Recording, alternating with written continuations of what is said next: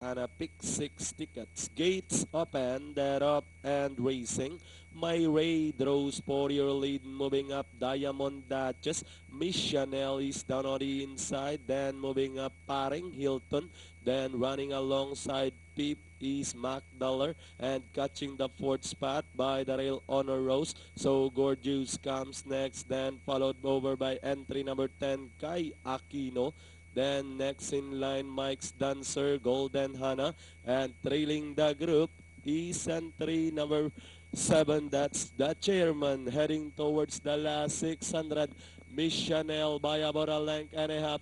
Diamond Duchess is in second and moving up Nawari outside is the top favorite. And this one is Paring Hilton. Miss Chanel leading the field. Paring Hilton moving up now to take the lead as they turn to the last 450. Now we have Paring Hilton in command this time by about 2 lengths. Moving up on the outside to take second, McDollar. Miss Chanel is by the rail with the last 150 more to run. Paring Hilton by about 3 lengths over McDollar in second. Honor Rose moving up with the last 50 meters. It's all Paring Hilton. Second, McDollar. Then comes Honor Rose, Miss Chanel. And So Gorgeous for your Pentapecta.